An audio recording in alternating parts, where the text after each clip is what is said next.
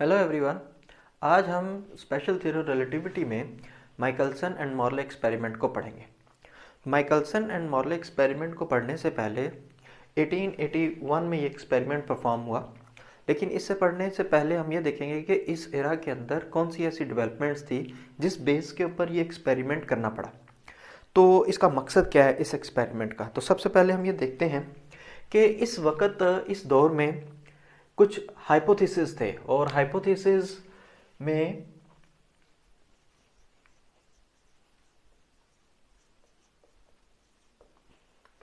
जो पहला हाइपोथेसिस है वो ये है कि 1801 में एक एक्सपेरिमेंट हुआ।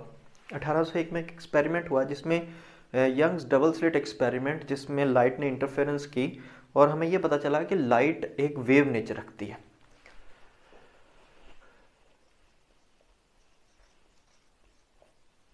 लाइट वेव नेचर रखती है, ये हमें यंग्स डबल स्लिट एक्सपेरिमेंट से पता चला। लेकिन इसके बाद एक बहस शुरू हुई कि अगर लाइट वेव नेचर है तो चूंकि लाइट वैक्यूम में से भी पास करती है तो फिर इसका मीडियम क्या है पास करने के लिए, क्योंकि हर वेव को पास करने के लिए एक मीडियम की ज़रूरत होती है। जैसा कि साउंड वेव्स मीडियम के बगैर ट्रैवल नहीं कर सकती, वाटर वेव्स वाटर में ट्रैवल करेंगी। तो इसके लिए एक हाइपोथेटिकल मीडियम का नाम रखा गया कि जो लाइट के लिए जो मीडियम की रिक्वायरमेंट है उस मीडियम को ईथर का नाम दिया गया। ये एक हाइपोथेसिस है, ठीक है या नहीं ठीक इसके ऊपर हम बहस करेंगे।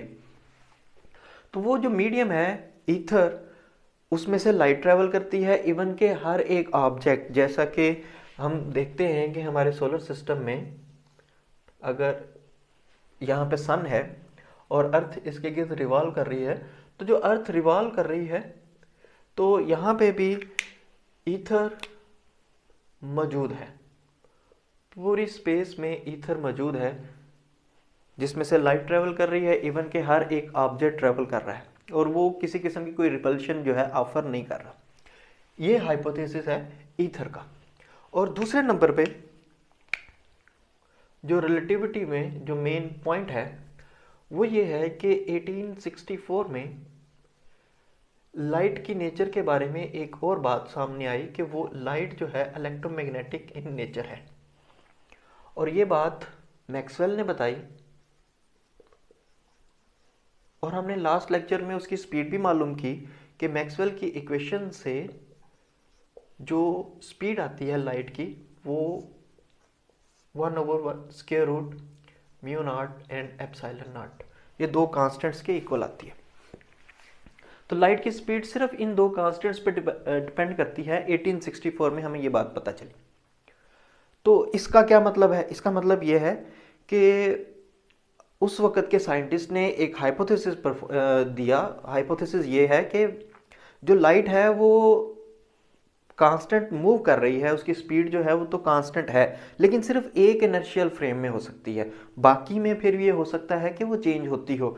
तो वो जो एक प्रेफर्ड इनर्शियल सिस्टम है जिसके अंदर ये जो स्पीड ऑफ लाइट है इसके इक्वल रहती है, तो यही इनका माइकलसन एंड मॉर्ले का जो मकसद था वो ये था कि हम वो एक इनर्शियल फ्रेम जो है वो मौजूद कर मालूम कर सकें जिसके अंदर ईथर जो है वो ईथर मूव नहीं करता, ईथर रेस्ट पे है, जिसके रिस्पेक्ट से ईथर जो है वो रेस्ट पे है। इस इक्वेशन से ये पता चला कि सी स्पीड कांस्टेंट है, लेकिन कांस्टेंट हाइपोथेसिस है कि वो कांस्टेंट कहाँ पे है, तो वो कांस्टेंट एक इनर्शियल सिस्टम में है। इसका मतलब है कि एक प्रेफर्ड इनर्शियल सिस्टम एग्जिस्ट करना चाहिए जिसके अंदर स्पीड इसके बराबर हो, बाकी सब में क्या करेगी वो चेंज हो सकती है। चेंज इस वजह से कि क्योंकि गैलीलियन ट्रांसफॉर्मेशंस में हमने देखा है कि दो ऑब्जर्वर्स अगर एक ही इवेंट को ऑब्जर्व करते हैं तो उसकी स्पीड जो है वो डिफरेंट मेजर करेंगे। इस वजह से स्पीड ऑफ लाइट को डिफरेंट होना चाहिए। ये इक्वेशन कहती है कि स्पीड ऑफ लाइट कांस्टेंट है, लेकिन स्पीड ऑफ लाइट अगर कांस्टेंट है तो फिर हाइपोथेसिस ये है कि कोई प्रेफर्ड इनर्शियल सिस्टम है जिसमें स्पीड ऑफ लाइट कांस्टेंट है, बाकी सब में वो चेंज करेगी। तो ये दो हाइपोथेसिस हैं उस वक्त के जो ये एक्सपेरिमेंट परफॉर्म करने पे मजबूर करते हैं। ये experiment Michelson and Morley experiment के नाम से मशहूर है। ये एक इंटरफेरोमीटर है। अब इसका मकसद ये है कि अगर हम इस एक्सपेरिमेंट को पहले समझें, एक्सपेरिमेंट में एक लाइट का सोर्स है जिसको कॉलीमेटर में से पास करवाया। कॉलीमेटर का मतलब ये है कि वो एक लाइट को एक स्ट्रेट पाथ में पास करवाएगा। एक कन्वेक्स लेंस को यूज किया जाएगा जिसपे एक पॉइंट पे वो पैरेलल कर देंगे। अब लाइट की रेज जब वो पैरेलल है तो यहाँ पे एक ग्लास स्लिट है, इसको हम G1 का नाम दे देते हैं। तो G1 ग्लास स्लिट जो है ये पार्शली सिल्वर्ड है। पार्शली सिल्वर्ड का मतलब है कुछ लाइट को रिफ्लेक्ट करेगी और कुछ को ट्रांसमिट भी करेगी। तो कुछ लाइट रिफ्लेक्ट होकर ऊपर की तरफ जाएगी और कुछ ट्रांसमिट हो जाएगी आगे की तरफ। एक लाइट की रे ऊपर गई और एक लाइट की रे ट्रांसमिट होगी। जो लाइट की रे ऊपर गई है, इधर मिरर पड़ा हुआ है, मिरर से लाइट टकरा के फौरन वापस आएगी, सारी की सारी लाइट वापस आएगी और फिर इसमें से पार्शली सिल्वर्ड में से फिर लाइट पास करेगी, कुछ इस तरफ रिफ्लेक्ट होगी और कुछ ट्रांसमिट कर जाएगी। तो जो ट्रांसमिट करेगी एक लाइट की रे हमें जो इस वाले मिरर से यहां तक हमें मिलेगी। दूसरी जो ट्रांसमिट हुई थी वो सीधी पास करेगी। आगे एक ग्लास स्लिट है, इसे G2 कहते हैं और ये ग्लास स्लिट जो है वो कंपनसेटर कहलाती है। कंपनसेटर का मतलब ये है कि लाइट इक्वल पाथ मूव करे ग्लास में से। तो इस वाले पाथ में से और इस वाले पाथ में से इक्वल मूव करवाने के लिए, इक्वल लेंथ रखने के लिए, ऑप्टिकल लेंथ के लिए ये ग्लास है कंपनसेटर के लिए। अब लाइट की रे जो यहाँ से पास की है ये सिल्वर्ड नहीं है, ये फुली ट्रांसपेरेंट है। यहाँ से लाइट सीधी पास करेगी और फिर इस मिरर में से टकराने के बाद फिर वापस आएगी और फिर यहाँ तक ए तक पहुँचेगी इस G1 ग्लास प्लेट के साथ और यहाँ से कुछ रिफ्लेक्ट होगी और कुछ ट्रांसमिट होगी। तो ट्रांसमिट जो हो रही है ऊपर वाली से भी और इधर वाली से भी, जो यहाँ से ट्रांसमिट हो रही है इस तरफ, वो हमें ज़रूरत नहीं है। जो दो लाइट की रेज हमें इस तरफ मिलेंगी, यहाँ पे वो दो लाइट की रेज इंटरफेरेंस कर सकती हैं।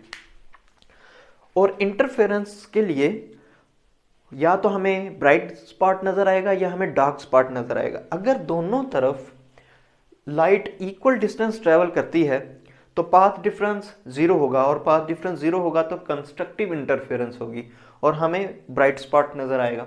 और अगर दोनों तरफ मूव करने से ये जो दो लाइट की रेज है इनमें पाथ का फर्क आ जाता है और अगर पाथ का फर्क लैम्डा या 2 लैम्डा या 3 लैम्डा है तो फिर हमें फिर भी ब्राइटनेस नजर आएगी। लेकिन अगर path difference integral multiple of lambda नहीं है, अगर वो n+1/2 ऑफ लैम्डा है तो फिर यहाँ पे हमें डार्कनेस नजर आएगी। तो ये एक सिंपल एक्सपेरिमेंट है जिसमें, लेकिन इसका जो यहाँ पे जो काम है वो कुछ और है। इंटरफेरेंस यहाँ पे मालूम नहीं करनी, यहाँ पे एक मकसद और है, वो ये है कि ईथर को डिटेक्ट करना है या वो प्रेफर्ड इनर्शियल सिस्टम डिटेक्ट करना है जिसके रिस्पेक्ट से ईथर स्टेशनरी है। ये प्रेफर्ड इनर्शियल सिस्टम जिसमें स्पीड लाइट कांस्टेंट होगी, वो उसके अंदर ईथर जो होगा वो स्टेशनरी होगा। तो ये दो हाइपोथेसिस हैं जिनको गलत या सही साबित करने के लिए ये एक्सपेरिमेंट परफॉर्म करना है। अब परफॉर्म कैसे करना है, हमने यहाँ पे दो पाथ डिफरेंस रखे, लाइट को पास करवाया। फॉर एग्जांपल यहाँ पे हमें ब्राइट स्पॉट नजर आया। अगर ये ब्राइट स्पॉट नजर आ रहा है तो अगर हम इसको रोटेट करें तो रोटेट करने की वजह से उसके पाथ डिफरेंस में फर्क आ जाना चाहिए।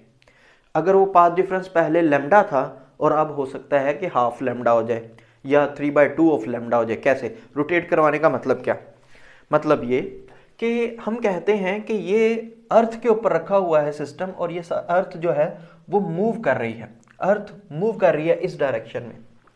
और अगर अर्थ मूव कर रही है इस डायरेक्शन में या इस डायरेक्शन में, तो हम कह रहे हैं इस हाइपोथेसिस के मुताबिक कि अर्थ ईथर में से पास कर रही है। तो अगर अर्थ मूव करेगी एक डायरेक्शन में तो ईथर की विंड उसके अपोजिट डायरेक्शन में मूव करेगी। फॉर एग्जांपल हम कहते हैं कि अर्थ की जो मूवमेंट है वो इस तरफ है, तो इसका मतलब है इस डायरेक्शन में ईथर की विंड होगी इसकी अपोजिट डायरेक्शन में, तो ईथर विंड इस तरफ होगी।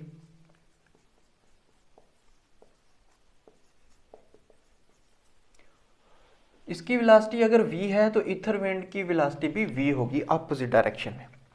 अब ये v ईथर विंड इस डायरेक्शन में चल रही है अर्थ की मूवमेंट की वजह से। चूंकि अर्थ मूव कर रही है, ऑर्बिटल मोशन रखती है, स्पिन मोशन भी रखती है, और ऑर्बिटल मोशन अराउंड द सन है, तो वो ईथर में से पास कर रही है। जब वो ईथर में से पास कर रही है तो स्पीड ऑफ लाइट पे कुछ फर्क पड़ेगा, ऊपर की तरफ जाते हैं, नीचे की तरफ आते हैं, या इस डायरेक्शन या इस डायरेक्शन में आते हुए। अब इसका जो मेन मकसद है इस एक्सपेरिमेंट का वो ये देख ले कि यहाँ पे हमें फर्ज करें कि यहाँ पे इस पोजीशन पे हमें यहाँ पे ब्राइटनेस नजर आती है। ब्राइटनेस का मतलब दोनों पाथ डिफरेंस में जो फर्क है वो या तो लैम्डा है, या 2 लैम्डा या 3 लैम्डा। अब हमने इस अपरेटस को रोटेट कर देना है। जैसे ही हम अपरेटस को रोटेट करेंगे तो एंगल 90 पे हम रोटेट करेंगे। जब एंगल 90 पे रोटेट करेंगे तो अब इन दोनों में जो पाथ का जो डिफरेंस है ईथर विंड की वजह से वो चेंज हो सकता है, और पाथ डिफरेंस चेंज होने की वजह से हमें यहाँ पे ब्राइटनेस की बजाय डार्कनेस मिल सकती है, अगर तो ईथर विंड इसकी स्पीड ऑफ लाइट के ऊपर वेरी करेगी या उसको स्पीड ऑफ लाइट को वेरी कर सकेगी। तो देखते हैं कि इस एक्सपेरिमेंट में हमें क्या मिलता है कि ये स्पीड ऑफ लाइट को वेरी कर सकती है या नहीं ईथर विंड।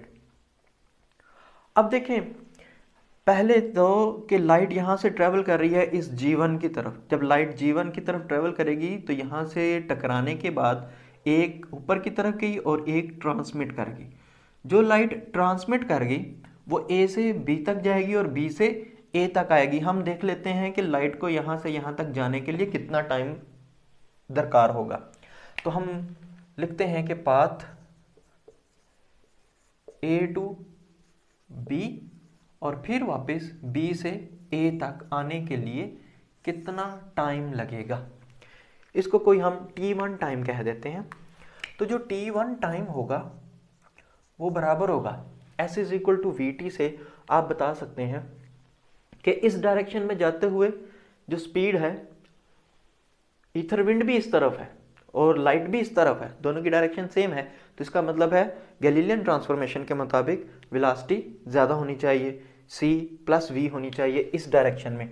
लेकिन अपोजिट डायरेक्शन में आते हुए ईथर विंड इस डायरेक्शन में है, लाइट इस तरफ आ रही है, दोनों की डायरेक्शन अपोजिट है, तो यहाँ पे सब्ट्रैक्शन होगी, दोनों का जो डिफरेंस लिया जाएगा।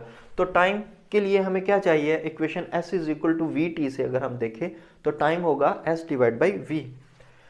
तो कितना डिस्टेंस यहाँ से लेके पहले A से B तक का टाइम देखें, यहाँ से लेके यहाँ तक जाने के लिए जो डिस्टेंस है वो L1 है। डिवाइड कर दें इसकी वेलोसिटी से, और इस तरफ से इस तरफ जाते हुए जो लाइट की जो स्पीड है वो c तो है लेकिन ईथर विंड भी है साथ में, तो c प्लस v है। प्लस अब टाइम वापस आने का जो टाइम लगेगा, हम टोटल टाइम देख रहे हैं A से B एंड देन B से A।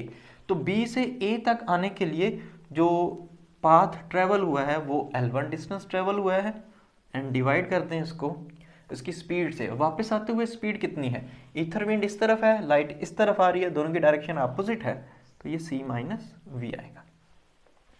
इसको अगर हम सिंप्लीफाई करें तो T1 will be equal to L1 into LCM c square minus v square. L1 common ले लिया दोनों में से, c minus v and plus c plus v। Minus v and plus v cancel होंगे, ये 2c, तो time T1 will be equal to 2L1 c divide by c square. इसमें से c स्क्वायर कॉमन लें तो 1 minus v square by c square term बनेगी। ये एक c इससे कैंसिल होगा, तो जो हमें टाइम मिलेगा T1 will be equal to 2L1 divide by c into 1 minus v square by c square. ये वो टाइम है जो A से B और B से C है, जो लाइट ट्रांसमिट हुई थी। अब देखते हैं कि जो लाइट रिफ्लेक्ट हुई है उसने कितना जो टाइम है वो उसको कितना टाइम चाहिए है ट्रेवल करने के लिए। तो अब बात करते हैं path A to C and then C to A, उसके लिए कितना टाइम चाहिए। इसको कोई t2 टाइम कह देते हैं। तो टाइम के लिए हमने लेंथ जितना डिस्टेंस ट्रेवल हुआ है उसको उसकी स्पीड से डिवाइड करेंगे। तो कितना डिस्टेंस ट्रेवल हुआ है, L2 डिस्टेंस ट्रेवल हुआ है, डिवाइड करना है इसकी स्पीड से। तो इसकी क्या स्पीड होगी, यहाँ पे तो आपने c plus and c minus कर दिया क्योंकि ईथर विंड और स्पीड एक ही डायरेक्शन में है, या पैरेलल है या एंटी पैरेलल है। इस केस में परपेंडिकुलर है, ईथर विंड इस तरफ है और स्पीड ऊपर की तरफ है, लाइट ऊपर की तरफ जा रही है, तो दोनों के दरमियान में एंगल 90 है। तो इस केस में अगर ये जो लाइट है एग्जैक्ट परपेंडिकुलर ऊपर की तरफ जाएगी तो ईथर विंड इसको आगे की तरफ बहा ले जाएगी और ये मिरर के साथ नहीं टकरा पाएगी। इस बात को समझने के लिए आप देखें कि अगर ये एक रिवर है और रिवर का फ्लो इस तरफ है और एक स्विमर जो है वो इस पॉइंट से इस पॉइंट तक जाना चाहता है किसी c स्पीड से, इस पॉइंट से इस पॉइंट तक जाना चाहता है। इसमें जो रिवर का जो फ्लो है वो इस तरफ है। तो अगर तो ये सीधा जाएगा तो ये जो फ्लो है रिवर का फ्लो इसको इस तरफ ले जाएगा तो ये यहाँ पे पहुंचेगा। तो हमारा मिरर तो यहाँ पे नहीं है, लाइट के केस में मिरर यहाँ पे नहीं है, इस जगह पे नहीं है, मिरर तो डायरेक्ट ऊपर है, तो लाइट ने वापस आना है। इसके लिए फिर इस स्विमर को अपनी जो डायरेक्शन है वो ज़रा ठीक करनी पड़ेगी। वो इस डायरेक्शन में c स्पीड से जाएगा और जो रिवर का फ्लो है उसको इस तरफ भी धकेलेगा, तो वो फिर अल्टीमेटली इस पोजीशन पे पहुंच जाएगा। रिवर का फ्लो v से इसको इस तरफ धकेलेगा, ये v है, तो फिर ये यहाँ पे पहुंच जाएगा। सेम केस यहाँ पे होगा, ईथर विंड इसको इस तरफ धकेल रही है, लाइट यहाँ तक पहुंचना चाह रही है, तो लाइट को करेक्शन के लिए पहले इस डायरेक्शन में जाना पड़ेगा और फिर ईथर विंड इसको धकेलेगी इस डायरेक्शन में जो कि वो यहाँ पे पहुंचेगी। तो ईथर विंड v स्पीड से इसको धकेलेगी इस डायरेक्शन में और ये c स्पीड से ऊपर की तरफ जा रहा है, तो ये स्पीड इसकी क्या बनेगी। तो अगर हम पाइथागोरस थ्योरम देखें तो ये जो स्पीड बनेगी वो c square minus v square होगी।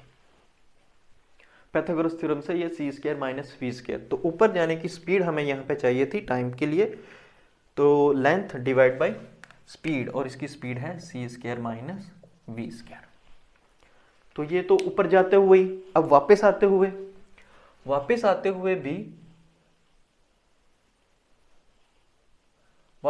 हुए भी लाइट को अब अपना पाथ यहाँ से यहाँ तक लेके आना है, लेकिन ईथर विंड इसको इस तरफ लेके जा रही है, तो इसको करेक्शन के लिए इस डायरेक्शन में आना पड़ेगा। जब ये लाइट इस डायरेक्शन में आएगी, ईथर विंड इसको धकेलेगी, तो ये एग्जैक्ट परपेंडिकुलर इस डायरेक्शन में आ जाएगी, तो तब भी इसकी जो वेलोसिटी होगी वो c square minus v square होगी। तो वापस आने का जो टाइम है वो L2 divide by c square minus v square है। अब इसका एलसीएम देखें तो ये आ जाएगा 2L2 divide by c square and into c square, इसमें से एक कॉमन ले लेंगे तो ये बनेगा 1 divide by 1 minus v square by c square. ये v square by c square Pythagoras theorem से ये स्क्वायर रूट भी आएगा इसकी स्पीड का, तो इन दोनों के साथ स्क्वायर रूट है और ये जो c स्क्वायर रूट से बाहर आएगा तो ये c बन जाएगा और इसके ऊपर ये स्क्वायर रूट, ये t2 टाइम से दूसरे वाले का टाइम। दो टाइम हमने मालूम किए, अगर तो दोनों टाइम बराबर होंगे तो पाथ डिफरेंस 0 होगा और हमें ब्राइटनेस मिलेगी। यहाँ पे हमें इस आई से, हम ये टेलीस्कोप है, टेलीस्कोप की मदद से हम इसको देख रहे हैं कि हमें ब्राइटनेस मिलती है या डार्कनेस। तो अगर तो दोनों का टाइम इक्वल हुआ तो हमें ब्राइटनेस मिलेगी, और अगर इक्वल नहीं है, टाइम में डिफरेंस है, तो फिर टाइम के डिफरेंस से हम पाथ डिफरेंस देखेंगे, और पाथ डिफरेंस अगर उसका लैम्डा या 2 लैम्डा 3 लैम्डा हुआ, मीन्स उसकी वेवलेंथ, जो लाइट हम यूज़ कर रहे हैं उसकी वेवलेंथ के बराबर हुआ, तो तब हमें ब्राइटनेस नज़र आएगी।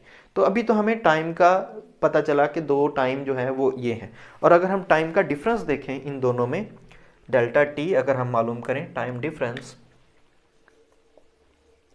वो इक्वल होगा, इन दोनों को माइनस कर दें, delta T is equal to T2 minus T1। अगर दोनों टाइम को माइनस कर दिया जाए तो ये इक्वेशन बनेगी 2/c दोनों में कॉमन है, 2/c दोनों में कॉमन है, तो पहले वाले में आ जाएगा L2 divided by square root of 1 minus V square by C square, और दूसरे वाले में जो टर्म बनेगी ये वाली 1 divide by 1 minus V square by C square. तो ये टाइम का डिफरेंस आ गया।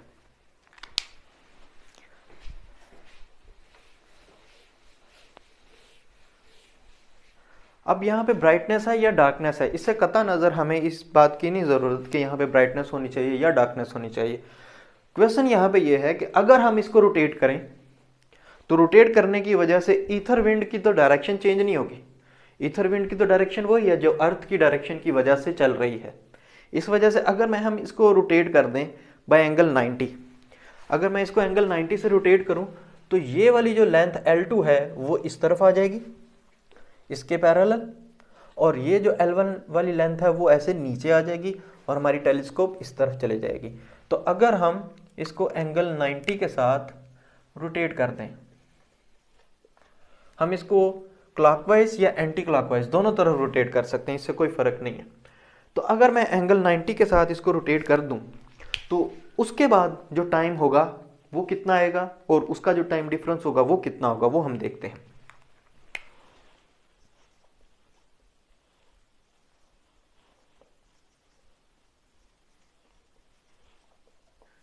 आफ्टर रोटेशन, रोटेशन के बाद ये वाली जो लेंथ है वो इस जगह आएगी और ये वाली लेंथ इस तरफ परपेंडिकुलर चले जाएगी, नीचे की तरफ आ जाएगी, ईथर विंड के ऊपर ये परपेंडिकुलर आ जाएगी। तो अब हमें टाइम बताना है कि T1 एंड T2 किसके बराबर होंगे। तो पहले बताएं कि T1 क्या होगा। जो T1 टाइम है वो L1 लेंथ को इसमें मूव करने के लिए, लेकिन अब ये तो परपेंडिकुलर नीचे की तरफ जा चुकी है, तो परपेंडिकुलर के लिए जो अभी हमने देखा कि जब लेंथ और विंड परपेंडिकुलर होते हैं तो तब टाइम ऐसे मालूम करते हैं।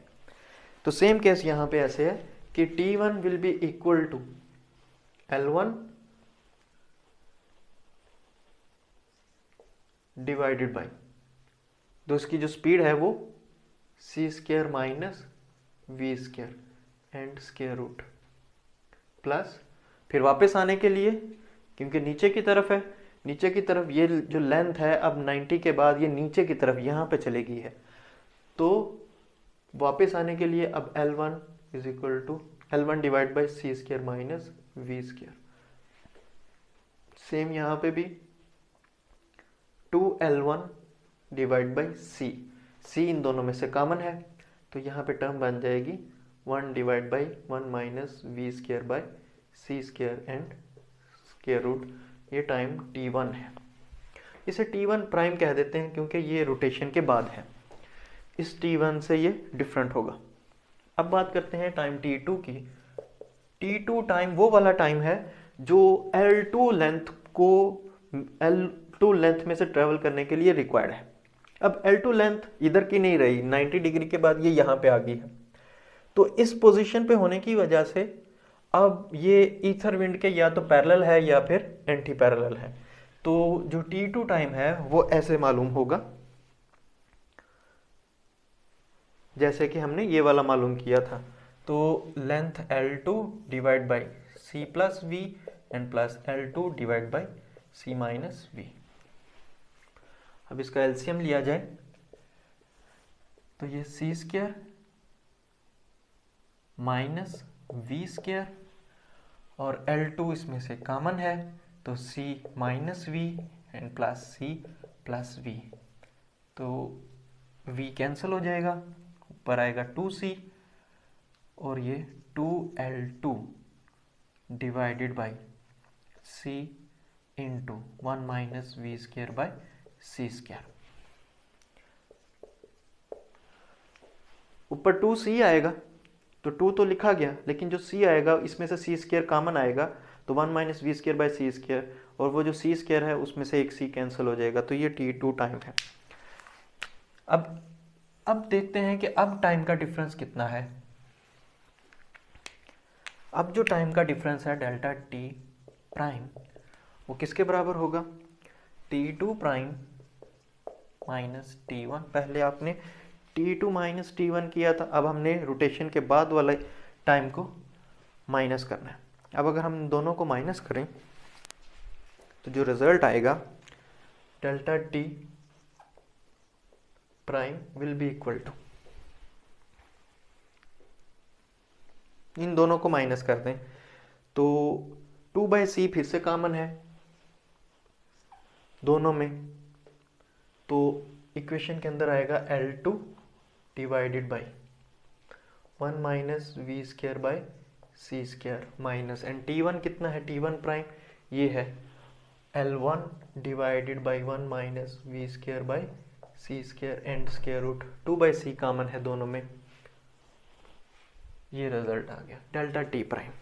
अब ये डेल्टा टी प्राइम उसकी वेवलेंथ के बराबर जाएगा नहीं जाएगा, इससे पाथ डिफरेंस उसके वेवलेंथ के इक्वल आएगा ये नहीं आएगा, इससे कतई नजर। हम सिर्फ ये देखते हैं कि अगर इस वाले टाइम डिफरेंस में और इस वाले टाइम डिफरेंस में चेंज आया है या नहीं आया, टाइम में जो चेंज आया है या नहीं। अगर तो टाइम में चेंज आ गया तो इसका मतलब है कि पाथ में भी डिफरेंस आएगा, और पाथ में डिफरेंस आने की वजह से ब्राइटनेस एंड डार्कनेस पे फर्क पड़ेगा। यहाँ पे ब्राइटनेस या डार्कनेस जो है वो चेंज हो जाएगी, किसके बाद, एंगल 90 रोटेट करने के बाद। एंगल 90 रोटेट करने के बाद इसमें अगर ब्राइटनेस है तो हो सकता है डार्कनेस आ जाए, वो डिपेंड करता है पाथ डिफरेंस पे। तो देखते हैं कि टाइम का जो डिफरेंस है, जो चेंज आया है दोनों रोटेट करने से पहले का टाइम और रोटेट करने के बाद के जो टाइम है, उसमें जो डिफरेंस है वो कितना है।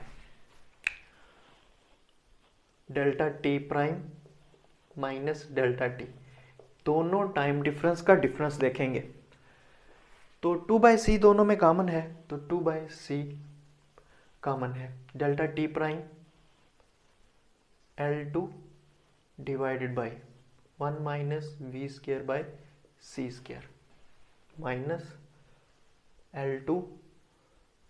L1 divided by the square root of 1 minus V square by C square. ये मैंने अभी डेल्टा टी प्राइम लिखा, अब माइनस के साथ डेल्टा टी लिखेंगे, ये वाली टर्म माइनस ये वाली term L2 divided by 1 minus V square by C square. ये माइनस माइनस प्लस हो जाएगा, प्लस सॉरी यहाँ पे t1 के साथ L1 आएगा, ये t1 टाइम है तो t1 टाइम में यहाँ पे L1 है, plus L1 divided by the square root of, square root यहाँ पे नहीं है, L1 के साथ 1 minus V square by C square. ये स्क्वायर रूट के बगैर टर्म है और ये भी स्क्वायर रूट के बगैर टर्म है, दोनों पॉजिटिव हैं, तो इसका मतलब है कि ये लिखा जाएगा कि L1 plus L2 divided by 1 minus V square by C square. अब ये स्क्वायर रूट वाली टर्म है, ये भी स्क्वायर रूट वाली टर्म है, दोनों माइनस की हैं, तो इसका मतलब minus L1 plus L2 divided by 1 minus V square by C square, और ये टाइम का डिफरेंस है। इन दोनों में कॉमन क्या था, इन दोनों में जो कॉमन है वो 2/c है, दोनों में जो कॉमन है वो 2/c है। अब ये हमारे पास फाइनल टाइम का डिफरेंस आ गया। टाइम के डिफरेंस से पाथ के डिफरेंस पे क्या आएगा, पाथ डिफरेंस चेंज होगा या नहीं होगा वो देखते हैं। पाथ डिफरेंस, किनका पाथ डिफरेंस, इनका पाथ डिफरेंस कि एक लाइट इस तरफ जा रही है और एक लाइट इस तरफ जा रही है।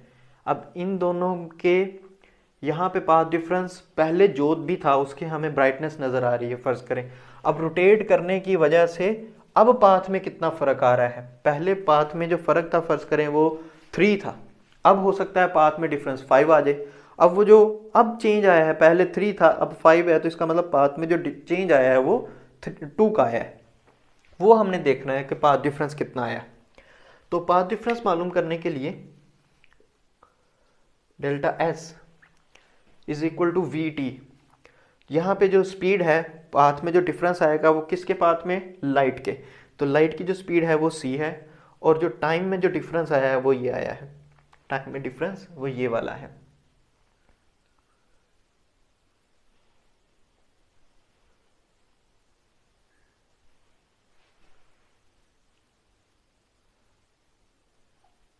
टू बाई सी हम बाहर लिखते हैं।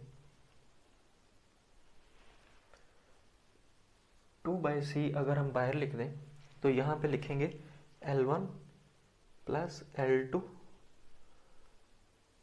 Divide by 1 minus V square by C square minus L1 plus L2 divide by 1 minus V square by C square and power 1/2 लिख देते हैं।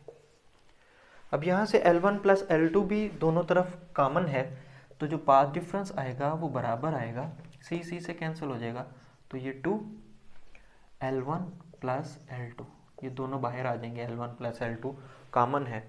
तो अंदर हमें जो बनेगा ये वाली जो टर्म है बायनोमियल थ्योरम के मुताबिक, यह 1 इसकी पावर -1 है, -1 को ओपन करेंगे तो plus V square by C square, दो टर्म्स ही लिखेंगे। इसके बाद ये माइनस, ये तो कॉमन जा चुका है, इस पे भी बायनोमियल एक्सपेंशन लगाएं तो ये 1 माइनस की टर्म है, तो ये माइनस माइनस, क्योंकि इसकी पावर माइनस है तो माइनस प्लस हो जाएगा, लेकिन ये माइनस फिर से इसको माइनस बना देगा, V square by 2c square. बाकी टर्म्स निगलेक्ट कर देते हैं, जस्ट अप्रॉक्सीमेशन के लिए हम देख रहे हैं। तो ये 1 और ये -1 कैंसिल होगा,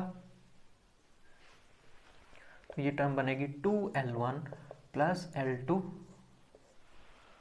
इन दोनों को अगर माइनस करें तो ये 1 है और ये 1/2 है, तो इसका मतलब ये है कि आंसर जो आएगा वो we square by 2c square आएगा। 2 इससे कैंसिल हो जाएगा, तो ये पाथ डिफरेंस आ गया। अब जो पाथ डिफरेंस है इसको हम तभी बता सकते हैं कि ब्राइटनेस है या डार्कनेस है, जब तक कि ये in terms of wavelength convert नहीं होता। तो वेवलेंथ में कन्वर्ट करने के लिए एक तो 2 इस 2 से कैंसिल हो जाएगा, हमें ये हाइपोथेसिस रेस करने पड़ेंगे। तो लेकिन आप याद रखें कि जो हाइपोथेसिस हैं वो 2 हैं, जिसके अंदर ईथर मीडियम के ऊपर बहस है।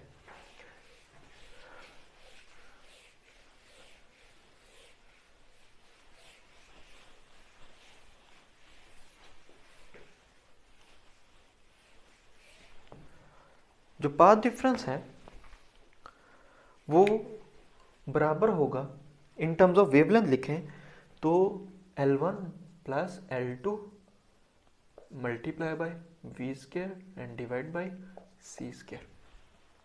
वेवलेंथ की टर्म्स में लाने के लिए वेवलेंथ से मल्टीप्लाई कर दें और वेवलेंथ से डिवाइड कर देंगे। अब जो वेवलेंथ से डिवाइड करें वो वेवलेंथ कौन सी, इस लाइट की जो वेवलेंथ हम यूज़ कर रहे हैं, माइकलसन ने जो वेवलेंथ यूज़ की वो 6 × 10⁻⁻7 मीटर थी। अब L1 एंड L2 की जो वैल्यू है वो 11 मीटर यूज़ की, पहले उन्होंने 1.2 मीटर यूज़ की 1881 में, लेकिन 1887 में मोरले ने माइकलसन के साथ मिलके एक्सपेरिमेंट को मज़ीद उसकी जो इंट्रिकेसीज है उसको दूर किया और बहुत ही फाइन एक्सपेरिमेंट परफॉर्म किया, जिसमें L1 एंड L2 की जो एक्सपेरिमेंट वैल्यूज़ हैं वो 11 हैं। तो वो वैल्यूज़ पुट करें अगर, तो पाथ डिफरेंस बराबर आएगा delta S is equal to, दोनों वैल्यूज़ 11 मीटर मीन्स ये 22 मीटर आएगा, दोनों को ऐड करने से। ये वेलोसिटी किसकी है, ईथर विंड की। ईथर विंड की वेलोसिटी कितनी होगी, जितनी कि अर्थ की है, और अर्थ की ऑर्बिटल वेलोसिटी होती है 3 × 10⁻⁴ मीटर पर सेकेंड। तो इसका मतलब है यहाँ पे हम इसका स्क्वायर लेंगे, 22 मल्टीप्लाई बाय इसका स्क्वायर, 3 × 10⁻⁴ का स्क्वायर 9 × 10⁸ वी स्क्वायर आ गया, and divide by into lambda भी है, and divide by C square 3 × 10⁸ means 9 × 10⁻16 multiply 6 × 10⁻⁴ -7। ये वो वैल्यूज़ हैं जो माइकलसन एंड मॉर्ले ने यूज़ की एक्सपेरिमेंट करते हुए। तो जो पाथ डिफरेंस है वो बराबर आएगा इन टर्म्स ऑफ लैम्डा, ये 9 इस 9 से कैंसिल होगा, तो 22 डिवाइड बाई 6 वैसे रहा,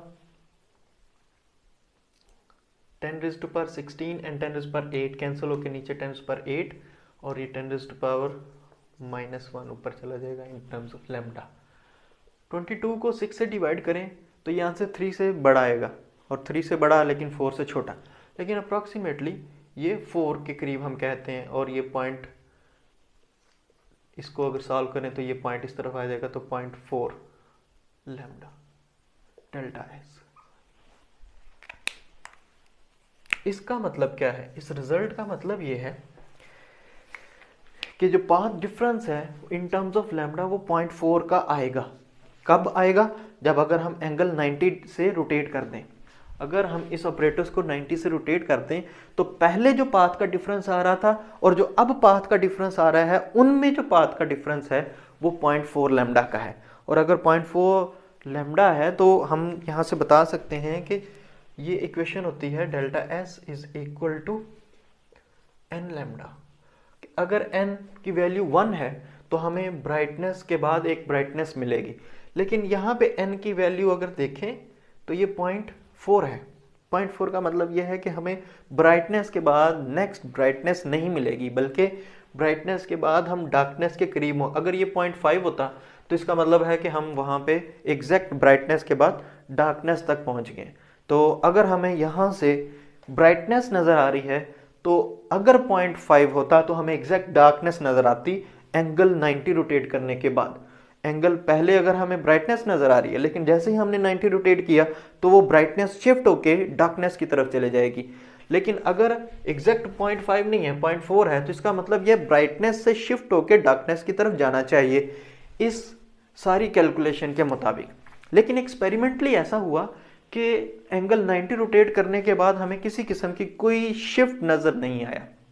तो अगर किसी किस्म का कोई शिफ्ट नहीं है तो इसका क्या मतलब हुआ? तो इसका मतलब ये हुआ कि ईथर विंड नहीं है, और ईथर विंड नहीं है तो स्पीड ऊपर की तरफ जाते हुए और इस तरफ आते हुए स्पीड जो है वो सेम है। तो एक हाइपोथेसिस इसके बारे में ये है। अब इस रिजल्ट के बारे में भी दो हाइपोथेसिस हैं।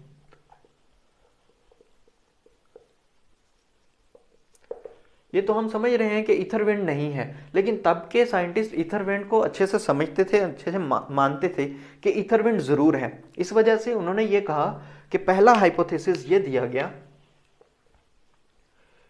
ईथर ड्रैग हाइपोथेसिस है। कहा यह गया कि ईथर जो है वो अर्थ के साथ साथ ड्रैग हो रहा है, मतलब अर्थ के रिस्पेक्ट से ईथर जो है वो स्टेशनरी है। इस वजह से ईथर विंड नहीं है और फिर हमें किसी किस्म का कोई भी फेज शिफ्ट नहीं देखने को मिल रहा, किसी किस्म की कोई ब्राइट डार्कनेस के दरमियान में शिफ्ट नहीं हो रही। तो हमने कहा कि हाइपोथेसिस ये दिया गया कि ईथर ड्रैग है, कि ईथर अर्थ के साथ साथ ड्रैग हो रहा है या अर्थ के रिस्पेक्ट से ईथर स्टेशनरी है। लेकिन उसके बाद यही जो हाइपोथेसिस है ये गलत साबित हुआ स्टेलर एबरेशन में। स्टेलर एबरेशन में ये गलत इस तरीके से साबित होता है कि अगर हम किसी दूर के सितारे को देखें तो अर्थ की ऑर्बिटल मोशन के मुताबिक वो जो सितारा है वो सर्कुलर मोशन बनाता है, या हमें उसके देखने के लिए अपनी टेलीस्कोप की डायरेक्शन को चेंज करना पड़ता है। तो अगर तो अर्थ ड्रैग कर रही होती ईथर को तो फिर हमें एक ही डायरेक्शन में लाइट जो है वो नजर आती, वो सर्कुलर मोशन ना बनाता। इस वजह से स्टेलर एबरेशन में अर्थ ड्रैग का जो कॉन्सेप्ट है वो गलत साबित हुआ। फिर जो दूसरा हाइपोथेसिस है इसके बारे में, जो दूसरा हाइपोथेसिस है वो लॉरेंट्ज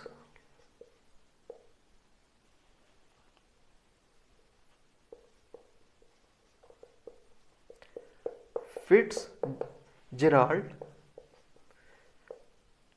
कॉन्ट्रैक्शन कहलाता है।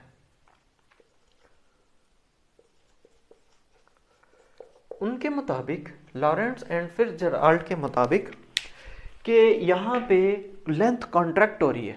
कहाँ पे लेंथ कॉन्ट्रैक्ट हो रही है? जब लाइट इस डायरेक्शन में जाती है या इस डायरेक्शन में आती है तब लेंथ कॉन्ट्रैक्ट होती है। मतलब ईथर विंड की डायरेक्शन में लाइट जब जाती है और या उसकी अपोजिट डायरेक्शन में जब लाइट ट्रेवल करती है तो इसकी लेंथ कॉन्ट्रैक्ट हो जाती है, L1 कॉन्ट्रैक्ट हो जाता है। कितने फैक्टर से? कितने फैक्टर से? उन्होंने कहा कि ये जो फैक्टर है वो 1 minus V square by C square से कॉन्ट्रैक्ट होती है लेंथ, क्योंकि ये फैक्टर 1 से छोटा होता है। 1 minus V square by C square 1 से छोटा होता है, तो इतने फैक्टर से जो लेंथ है वो कॉन्ट्रैक्ट होती है। और वो इसी कैलकुलेशन से है, ये जो हाइपोथेसिस है वो इसी कैलकुलेशन से है कि अगर हमने ये टाइम का डिफरेंस जो है, पाथ डिफरेंस अगर जीरो बनाना है, पाथ डिफरेंस जीरो होगा तो इसका मतलब ये होगा कि जो ब्राइटनेस थी तो हमें बाद में भी ब्राइटनेस नजर आएगी, या डार्कनेस है तो डार्कनेस मतलब शिफ्ट नहीं होगा। तो वो शिफ्ट ना होने के लिए हमें पाथ डिफरेंस को जीरो करना है। और पाथ डिफरेंस जीरो कब हो सकता है? यहाँ पे देखेंगे जो टाइम का डिफरेंस है, ये वाला टाइम का डिफरेंस जीरो कैसे हो सकता है? अगर ये टाइम का डिफरेंस, इस इक्वेशन को हमें जीरो करना है तो देखें कि L1 और ये L1, एक L1 नेगेटिव है और एक पॉजिटिव है, ये दोनों कैंसिल हो सकते हैं अगर इस L1 के साथ भी एक फैक्टर आए 1 minus V square by C square, ताकि स्क्वायर रूट के अंदर भी 1 minus V square by C square. मतलब अगर मैं यहाँ पे इस लेंथ के साथ 1 minus V square by C square लिखूँ तो ये इसके साथ कैंसिल होगा इस पूरे फैक्टर के साथ, तो इसके नीचे पावर चले जाएगी 1/2, तो ये कैंसिल हो जाएगा।